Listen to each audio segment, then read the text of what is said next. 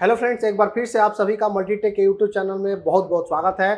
तो आज हम आपके लिए एक सेक्शन लेकर आए हैं और वो सेक्शन है हमारा पीएफसीएम के ऊपर। यानी हमारा पीएफसीएम किस प्रकार से काम करता है, पीएफसीएम क्या होता है, किस बोर्ड में देखने को मिलता है और ये किस तरीके से काम करता है, तो इसके बारे में हम आज समझने वाले हैं। सबसे पहले तो मैं आपको बता दूं कि ये आप देख सकते हैं, ये हमारा सैमसंग का पीसीबी है और ये सैमसंग का हमारा डबल इन्वर्टर पीसीबी है। और ये डबल इन्वर्टर पीसीबी में आप देख सकते हैं कि हमारा आईपीएम जैसा दिखने वाला एक और आईसी यहाँ पर है और इसी आईसी को हम पीएफसीएम कहते हैं।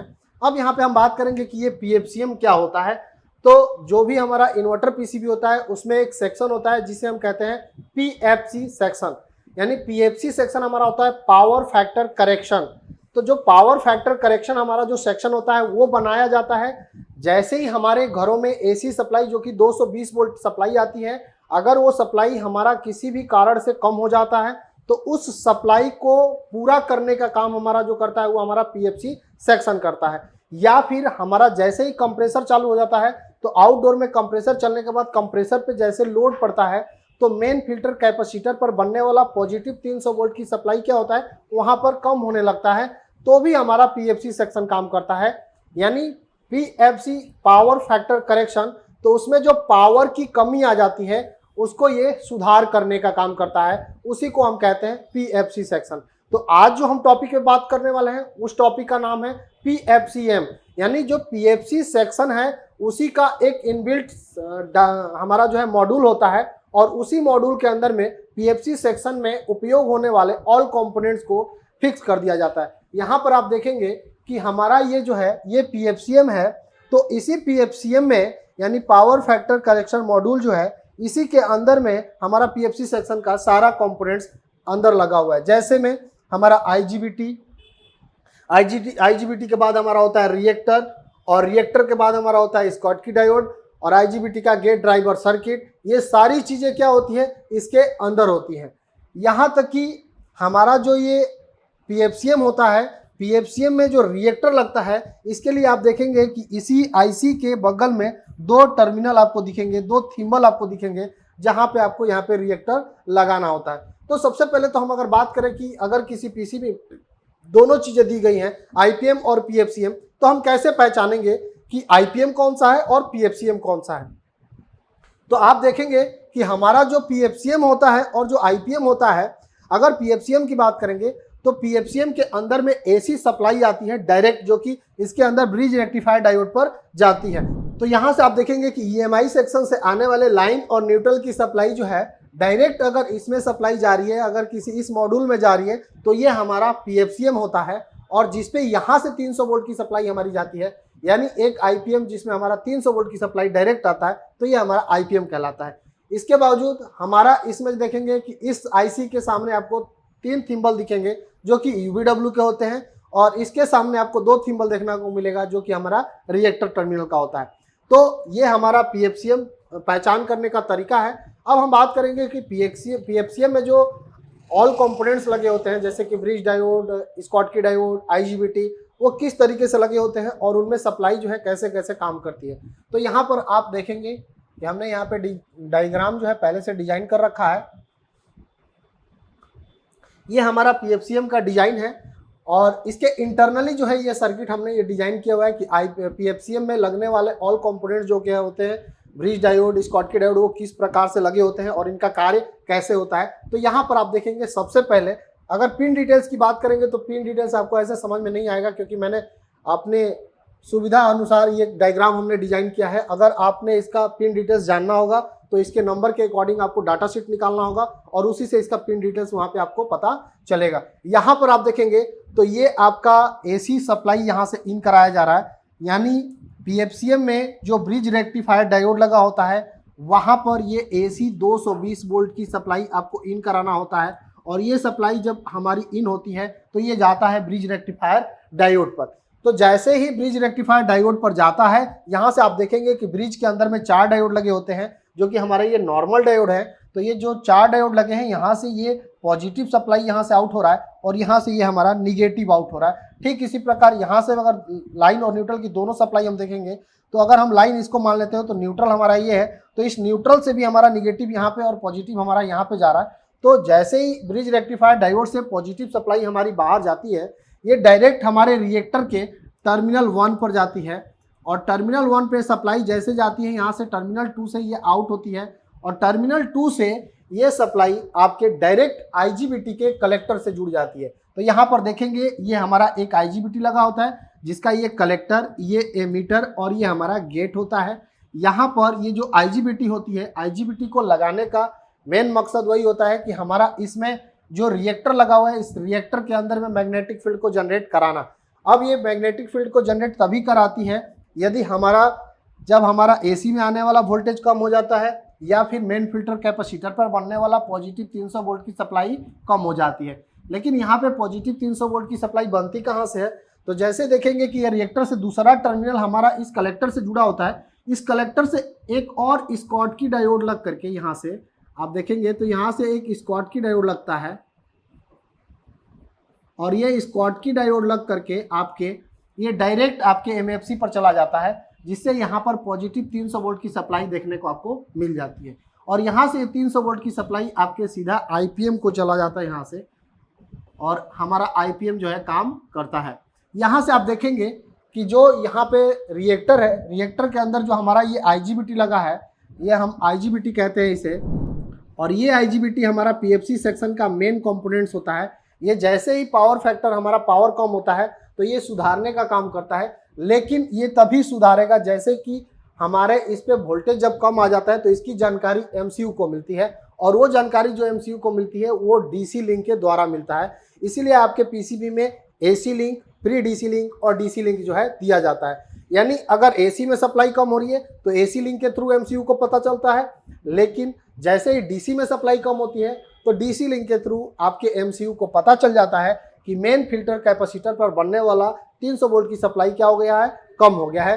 तो जैसे ही इसको पता चल जाता है एमसीयू को, ये एमसीयू क्या करता है कि इस पीएफसीएम के माध्यम से इस आईजीबीटी को ऑन कराता है और ये आईजीबीटी क्या करती है, इस रिएक्टर के अंदर में आपका स्विचिंग स्टार्ट कर देती है। तो यहाँ से आप देखेंगे कि जो हमारी आईजीबीटी होती है, आईजीबीटी को ऑन करने के लिए जो सिग्नल दिया जाता है वो पॉजिटिव 15 वोल्ट का सिग्नल दिया जाता है।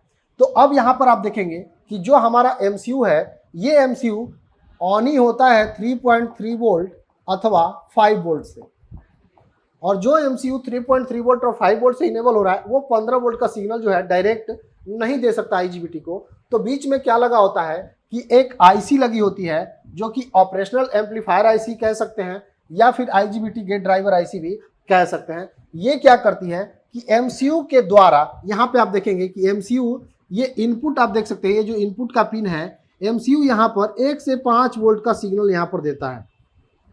यानी जो ये पीडब्ल्यूएम का सिग्नल है, एमसीयू इसको जब देता है इस आईसी को, तो ये आईसी क्या करती है, इस सिग्नल को लेकर के, क्योंकि ये आईसी जो इनेबल होती है ये 15 वोल्ट वीसीसी से इनेबल होती है, तो इसके लिए आईसी के ऊपर 15 वोल्ट वीसीसी भी दिया जाता है। तो ये हमारा वीसीसी होता है। तो ये आईसी जो इसके अंदर लगी है ये इस सिग्नल को लेकर के इस 15 वोल्ट के सिग्नल में ये कन्वर्ट करके ये आईजीबीटी को यहाँ से स्विच कराती है। यहाँ से ये जब आईजीबीटी को यहाँ से स्विच कराती है तो यहाँ पे हमारा आईजीबीटी जो है स्विचिंग करने लगता है।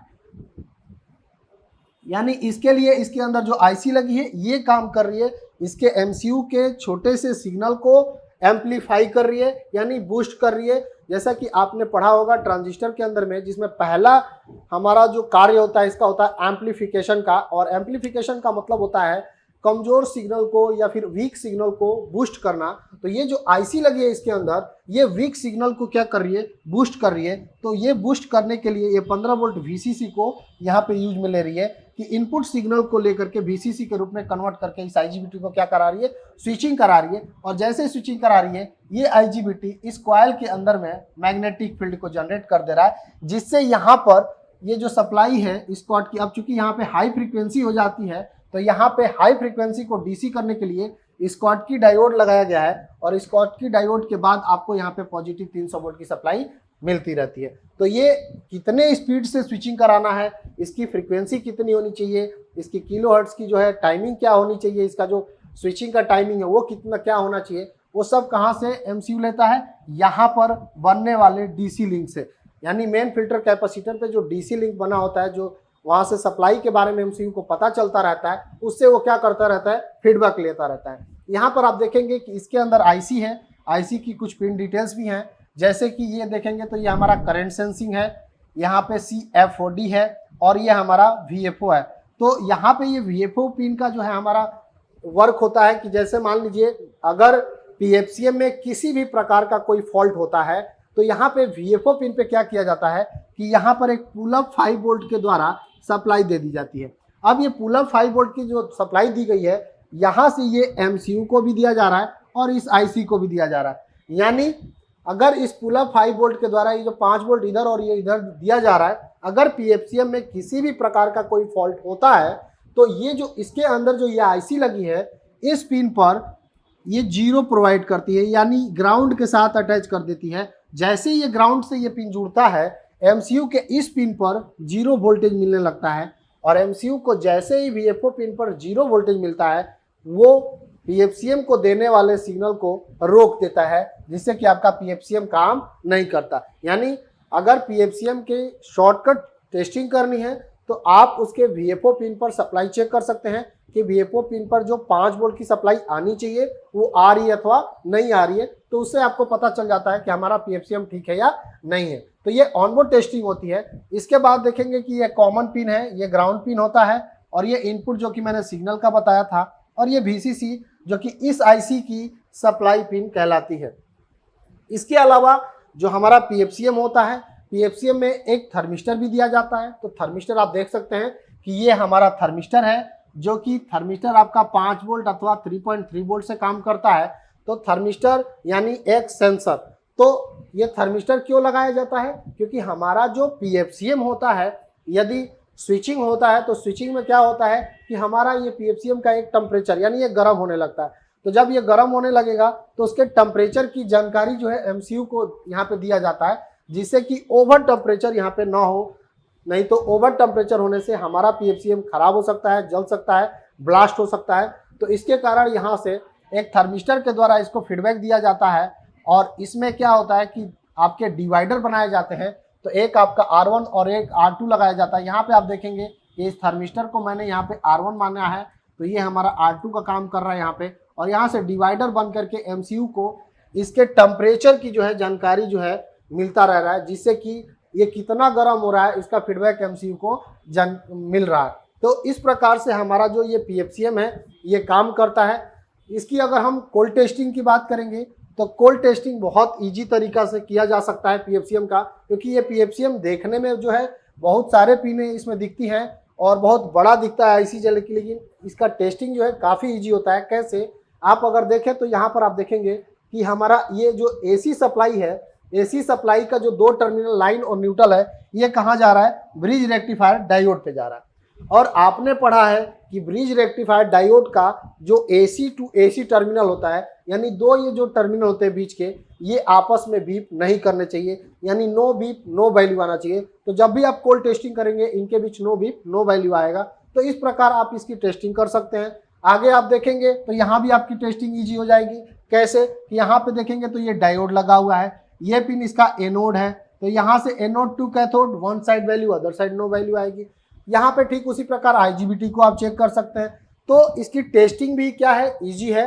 इसकी कोल्ड टेस्टिंग कैसे करेंगे, इसकी हॉट टेस्टिंग कैसे करेंगे, तो इस वीडियो में मैंने आपको थ्योरी लेवल पे समझाया कि ये PFCM किस तरीके से काम करता है, इसके अंदर कंपोनेंट्स कैसे कैसे लगे होते हैं। इसकी टेस्टिंग की भी वीडियो मैं आपको जल्द लेकर आऊँगा आपके सामने। तो इस वीडियो में इतना ही, मिलते हैं नेक्स्ट वीडियो में, तब तक के लिए धन्यवाद।